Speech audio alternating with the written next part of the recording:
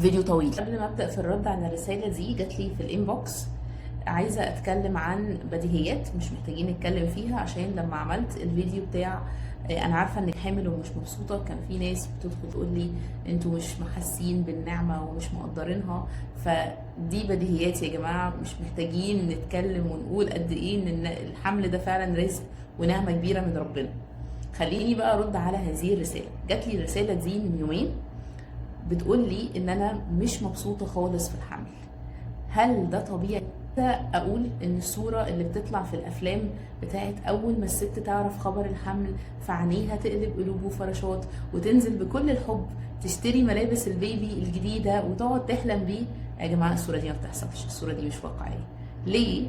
عشان الحمل ده كده زي الله يمسيها بالخير في فيلم Eat Pray and Love كانت بتقول having a child is like having a tattoo in your face.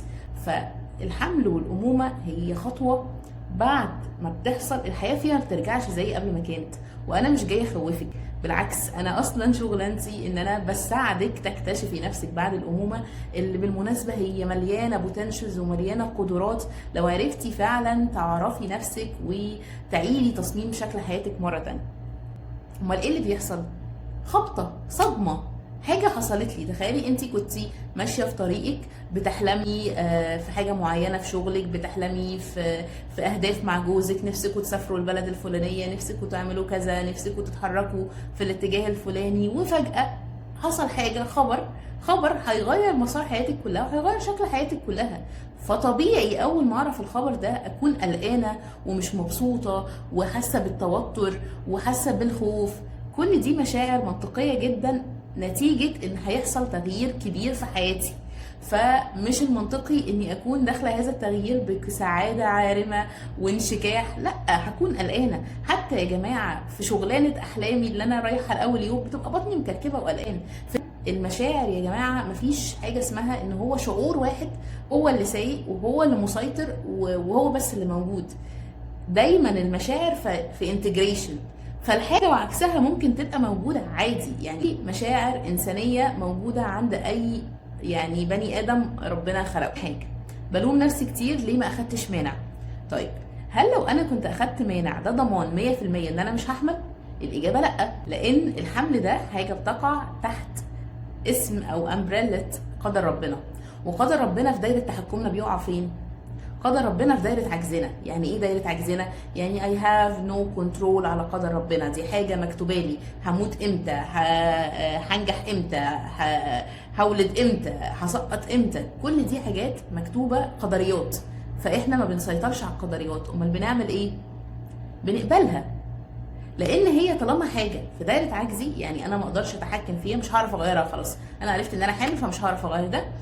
فاسهل، مش اسهل طريق، انا عارفه ان قبول التغيير مش حاجه سهله، ولكن هو مفيش حل غيره. هعمل ايه؟ هدبدب في الارض، هقعد الوم نفسي، مش هكسب غير ان انا صحتي هتتعب وانا هتعب.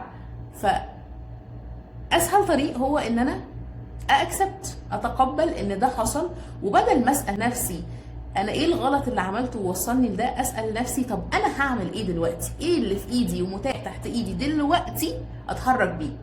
زوجي قايل لي بنأجل الحمل عشان الوضع المادي وانا حملت. هل ده غلطتي؟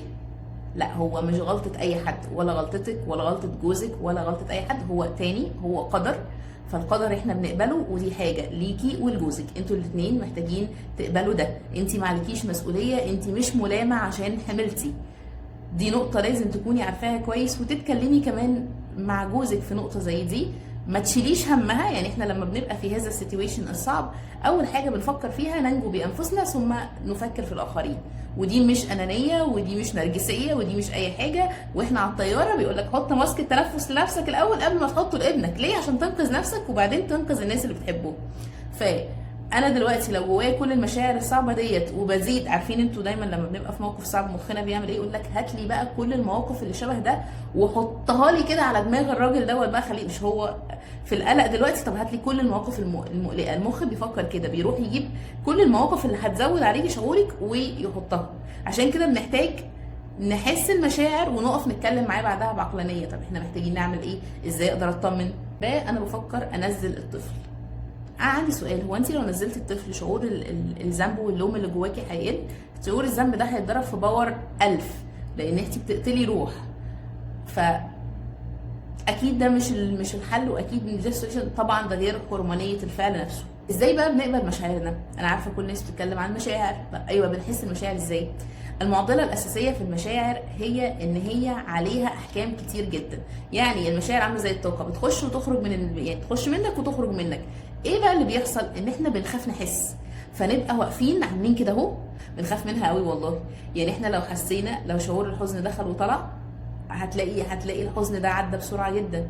لكن انا عشان ببقى خايفه منه وخايفه الحزن ده يشلني، بفضل عامله كده من ناحيته فما بيعديش. نفس الفكره في اي شعور. مشكله المشاعر ان هي محطوط عليها احكام كتير، محطوط عليها ان ما ينفعش تحسي انك مش مبسوطه بالحمل، ده اول ليبل. مفروض تكوني فرحانه، انتي مش مقدره نعمه ربنا عليكي ولا ايه؟ ادي حكم كمان. انتي ما عندكيش قلب، انتي مش ام كفايه، انتي المفروض تحمدي ربنا على حاجه زي دي. كل الاحكام المجتمعيه اللي محطوطه على مشاعر الست ومشاعر الانسان عموما بتوصلنا ان احنا مش من حقنا نحس. فلما نحس بحاجه مختلفه عن المين ستريم اللي هو ايه، خلي بالكم مش المين ستريم، هو الحاجات اللي الناس ما بتقولهاش، وكل الناس بتمر بالمشاعر دي بس ما حدش بيطلع يتكلم. فلما حد بيحس بحاجه مختلفه بيحس بالذنب والشيم الرهيب، خزي، ببقى عايزه استخبى، لان ببقى حاسه ان انا فيا حاجه غلط. انا ليه مش زي الناس؟ مش ده الطبيعي، مع ان الطبيعي ان احنا بنمر بكل انواع المشاعر على مدار يومنا، حتى مش على مدار الحمل، مدار السكرولينج داون وانت فاتحه السوشيال ميديا بتمر بكل المشاعر دي، خبر فرح صاحبتك، وخبر وفاه حد قريبك، وخبر كذا وخبر كذا. فكل المشاعر بنحس بيها. ومفيش على فكره بالمناسبه مشاعر اكستريم، يعني السعاده العامره. اصلا دايما اي اكستريم هو اضطراب. الطبيعي هو النورمال، هو الافريج، ان انا بنبسط وبحزن وبطلع. انا عايزه استغل هذا الفيديو الطويل واعلن لكم لاول مره هنا عن الورشه القادمه بتاعتي اللي بتتكلم تحديدا عن التعامل مع التغيير للستات. ان كان التغيير ده حمل، جواز، امومه، سفر، غربه. الستات اكتر ناس بتتعرض لتغييرات كتير على مدار حياتها، طول الوقت هي عايشه في تغيير. احيانا التغيير ده بيبقى عامل زي الطوفان اللي بيجي يشفطك، ما بتعرفيش تتعاملي مع اي حاجه وبتعجزي تماما، وبتحسي ان انا دايما رد فعل.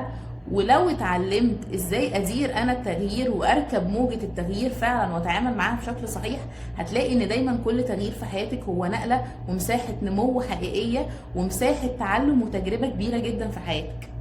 فانا عملت الورشه دي عشان نتعلم مع بعض من خلال الاداه دي مستدامه معاكي. كل مره تتحطي فيها في تغيير جديد، طلعي الاداه دي، جاوبي على الاسئله اللي فيها، وهتعرفي ازاي تديزاين او تصممي شكل حياتك بالشكل اللي يناسبك في الخطوه الجديده. لو حابه تشتركي في هذه الورشه، اكتبي لي تشينج او تغيير في الكومنتس وهبعت لك استماره التسجيل. وعلى فكره الورشه باستثمار رمزي جدا.